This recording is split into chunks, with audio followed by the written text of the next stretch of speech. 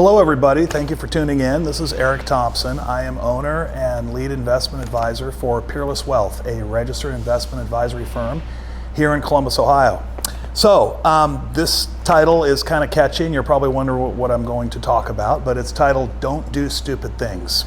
And I'm talking about financial mistakes, of course. I can't control what you do outside of your some financial behavior. But and what I mean by that is don't let your emotions get the best of you when it comes to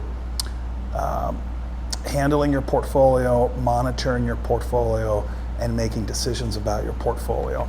And you know, as an advisor, I of course help guide my clients with that, because quite frankly, that's emotional and behavioral mistakes are probably the biggest reason why investors fail to grow their money like they should and not reach their goals. And I'm going to attempt to prove that with a statistic.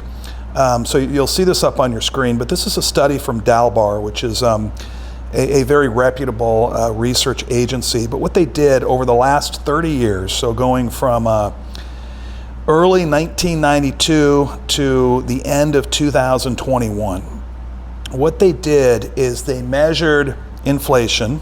And they did this both in terms of percentages, and below you'll see the dollar amounts. And I believe it's it's $100,000. So the top part of the chart, inflation averaged 2.36%. The average equity fund investor averaged 7.13% per year. Now, what does that mean? Well, the average individual that owned a equity mutual fund, meaning a stock mutual fund, had an average personal performance of 7.13%, which down below equated to $100,000 growing to $789,000 and change over that 30-year period. Not too bad. But over to the right, that's the S&P 500 index. That's what the actual stock index did. Well, it did 10.65%, which grew $100,000 to over $2 million. Well, why is there such a difference in the average fund investor versus the S&P 500? And I'm going to tell you that the vast majority of that difference comes down to poor decision making, poor letting your emotions get in the way, and what we call behavioral finance. And I'm going to give you a couple examples of that. I'm going to give you two. One is recency bias and one is overconfidence. And I'm going to define and give examples of both. What is recency bias? Well, let me illustrate that with a question. Do you remember what you had for dinner last night? I would guess the answer is yes. Do you remember what you had for dinner last night 1 year ago? Probably not. I would be very impressed if you did. I certainly don't. What that illustrates is we remember and we overweight the recent past way more than we do the historical past.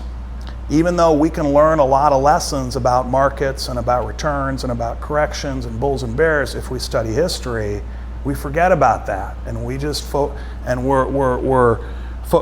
focused on what's happening right now. And that can lead to people thinking that whatever is happening right now will continue to happen. And if we're in a particularly good period of time where there's a bull market and stocks are rising and real estate's rising and crypto's rising, people tend to think that's just going to keep happening, okay? And if we're in a particular bad period of time, recession, high inflation, stock prices are falling, people tend to get over pessimistic, and they just think that's going to continue to happen over time. It would be a bit like someone from Mars coming down here in February in the middle of a snowstorm. And it continued to snow for 3 days in a row. And by the third day, this Martian says, wow, if this keeps up, by July, there's going to be 100 feet of snow on the ground. And we would laugh and we would say, hey, Mr. Martian, you realize there's seasons here and that's not going to happen. And he says, well, based on what I've seen, the trend is obvious that you're going to have 100 feet of snow on the ground by July. Well, we've studied weather, we know, we've lived through it, we know that's not going to happen. And as a professional advisor, I know that markets ebb and flow. I know the good times don't last forever. I know the bad times don't last forever. But a lot of individuals, especially due to the financial media out there, kind of forget about history and kind of think whatever's happening now will automatically continue to happen. And the media does not help with this. And I'll use the analogy with the Weather Channel. The Weather Channel is not in business of creating accurate weather forecasts. Let me repeat that. They're not in business of creating accurate weather forecasts. They're in the business of selling advertisement to make money. How do we do that? Well, we have to over-glamorize things. The storm of the century happens once a month, according to the Weather Channel, and we have to make things seem, we have to get viewers. And some of the financial media, not all, can be guilty of the same thing. And we have to kind of keep that in mind.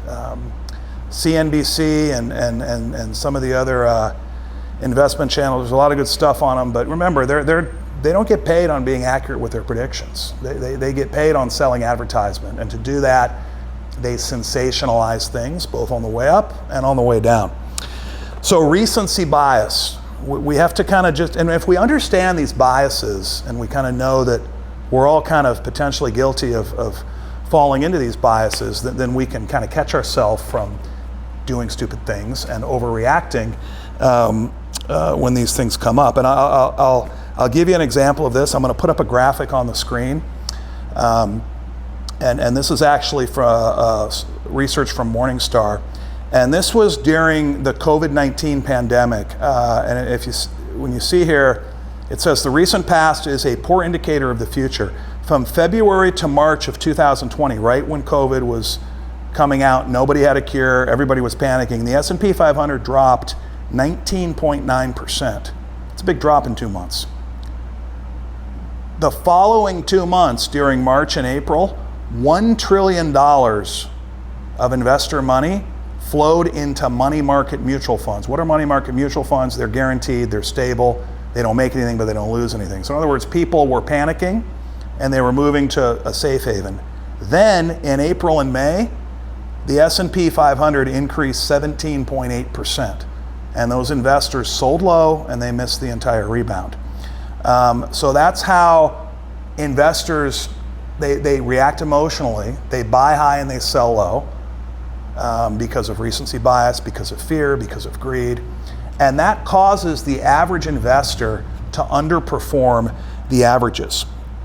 And that leads to my second behavioral finance topic, and that's overconfidence. And overconfidence is when you think you know the future, you think you know what stock prices are going to do, you think you know what inflation's going to do.